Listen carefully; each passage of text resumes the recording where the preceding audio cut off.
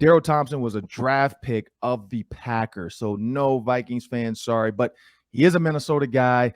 Kids were, Minnesota high school kids now playing college sports. But Darrell Thompson, I want to thank you for joining me on the Ron Johnson Show. And let's just jump out there. This is OTAs right now.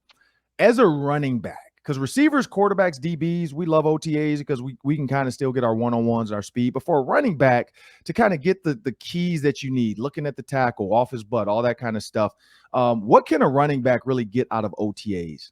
Well, it's a lot you can get out of running OTAs at a running back. You get to press the hole, you get to think, you get to work on your speed, your acceleration. There's a lot to it. The flow and kind of reading and then as pressing the hole. So there's quite a bit that can be got out of OTAs, and then also the one-on-one work. When you do the third down backs and come out of the backfield against outside linebacker, strong safeties, things like that. So there's quite a bit that can be got out of it from the running back spot.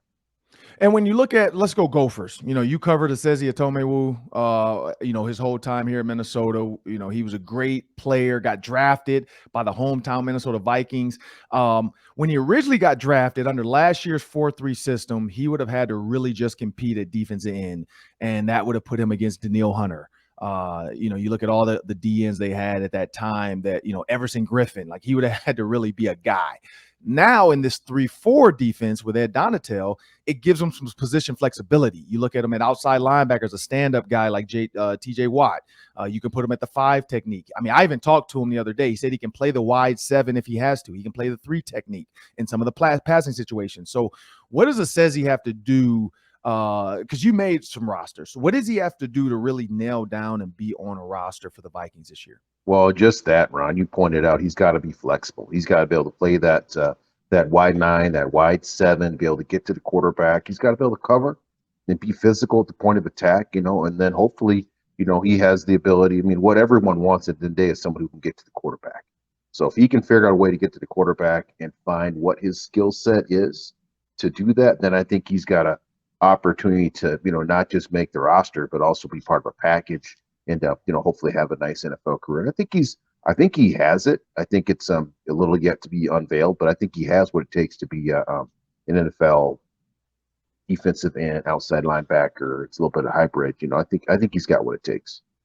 And I can't go further without making sure we give a shout out to Boulder Options. Darrell Thompson, one of the creators of Boulder Options, one of the leaders within that organization for mentoring young kids. And so when you think about mentoring Esezi, and, going from college to the NFL, we see so many guys struggle with that mental aspect of I'm a grown man. Nobody's going to come check my room to make sure I'm at practice, to make sure I'm eating, to make sure I go to meetings, make sure I'm reading my playbook.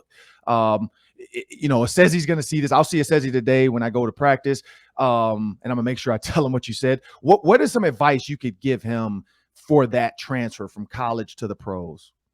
Find a veteran that's got a good heart and got a good system, that's eating, that's resting, that's talking about the things you need to talk to him about, because at the end of the day, he wants to you want to put money in the bank, you want to provide for your family, you want to live out your childhood dream. When I was a kid, I watched the Purple People Eaters, and you were blessed to be able to watch your dad and see those things. So you want to live your childhood dream means you got to go to bed, get some rest, take care of your body, lift weights, get in that playbook, understand the value of film work and attention to detail. Those types of things are the guys that make rosters. When you hustle, when you pay attention to detail, when you know what's going to happen and you know what they're going to try to do to you, then you got a shot at carving out a nice career. And looking at the Gophers, let's keep it with the Gophers talk. The Big Ten West, and I'm hearing ESPN talk about this now. Fox Sports talked about it. NBC Radio with Dan Pat. I mean, everybody's talking about Gophers, Badgers, Hawkeyes. It seemed like that's been kind of the talk, consistent talk for the last few years. Like those have been the teams that everybody keeps putting that they have a chance to be in the championship and really contend for a Big Ten championship. What do the Gophers have to do to finally maybe get over that hump and actually make it to Indianapolis to play for the Big Ten championship? Oh, Ron, you know it as well as I do. We got to get those trophy games.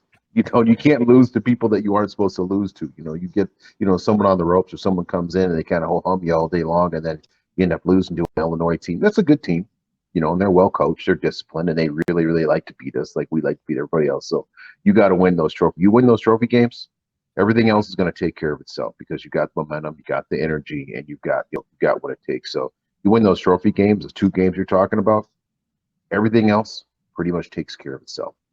Yeah, and looking at quickly, Mo Ibrahim coming off injury, you're a running back.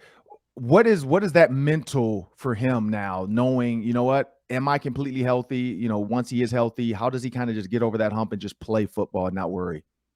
Well, I think part of it's just getting some physical contact. First, it's just running, just kind of out running on your own and doing whatever the trainers allow you to do, and then it's running, in some of the teamwork and some one-on-one work, and then it's taking some hits. So it feels like it looks like to me that he's in obviously tremendous condition. They're young, he's fresh, and they take really, really good care of him over there at the University of Minnesota with Coach Fleck and his training staff. So I expect really, really big things. I think he'll have a tremendous year this year. And for Aaron Rodgers, I mean, you're a Packer guy. You live in Minnesota, though, but you're a Packer guy. When you look at Aaron Rodgers, and he's, I mean, theoretically, pound for pound, he's probably the best quarterback or one of the best quarterbacks in the history of the NFL, not just the NFL now, but in the history. You look at his body of work. When you see Kirk Cousins, how can Kirk Cousins create that Aaron Rodgers type of like confidence in the fans? Because people, they see Kirk Cousins' numbers, but then they look at these big games. What does Aaron Rodgers do that Kirk Cousins probably can learn from? I think it's getting out and taking advantage of what the defense gives you, and knowing sometimes you've got to eat the ball, sometimes you got to take a chance, and every once in a while it feels like Kirk Cousins is not willing to push the ball down the field, and maybe just doesn't have that confidence. So I feel like that's probably the main thing. I don't really know. I'm not a quarterback. I'm not a quarterback guru. It just feels like there's maybe a little bit of a lack of confidence sometimes to take some of those opportunities. That Aaron Rodgers, his ability to use his feet and to find people downfield and to get the defense uncomfortable is not something Kurt's done a lot of. And I think Kurt's probably as athletic as Aaron. He's not, incredibly athletic, but I don't think Aaron's like incredibly athletic, but he uses his feet good enough, and Kurt can certainly use his feet good enough to buy that extra time to get the ball out in space and pick up a few more. And if he picks up 3 or 4 more first downs like that using his feet and scores on one of them with a long shot down the field to his tremendous receiving core, then I feel like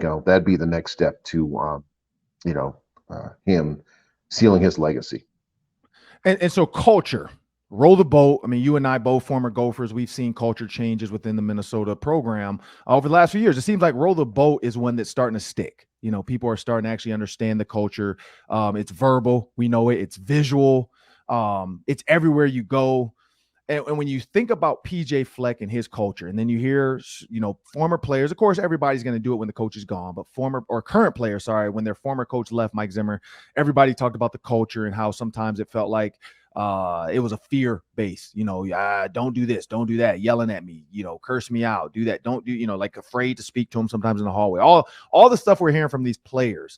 And then you get Kevin O'Connell comes in, and now you see the players having fun, relaxing, joking, personalities starting to come out, guys, you see actual, people having conversations with Kevin O'Connell, and that's his job. When he's new, you come in, you talk to everybody.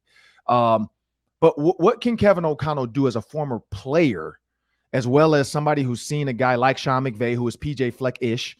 What can he do to kind of change this culture around the Vikings organization as a whole?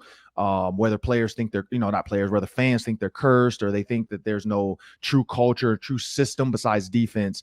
What can Kevin O'Connell bring to an organization like that? Because he's young, so I think that's part of it too. I think it's 2 pieces, Ron. Number one, I think is communicate, that there is a new system. And I think that in all sports, we're seeing that people want to be loose. You want to have fun. You want to shoot jumpers. You want to push the ball down the field. We want to have people kind of running around, looser, happier, because you do feel better. You're more confident and excited. And I feel like that's been the shift of probably pro football and college football in the last 20 years. Guys are more like, it wasn't just, we're just going to have blood and guts. We're going to have spring ball. We're going to do, pull in the ring and these types of things. Like, no. We're going to have fun. We're going to have a little bit of music. We're going to engage people. We're going to condition. We're going to play hard. But we're also not trying to, destroy each other. This is a game. And if you treat it like that and have fun, you have a lot of success. So I think, it feels to me, and I've not met him. I've just watched him, through some interviews. He looks like he's fun. He's light. And there's something to that. And also, one of the best things about the NFL, I always thought, was like if a guy can't do his job, they just get rid of him. Now, it's kind of a little bit crude to say that, but they just move on to the next person.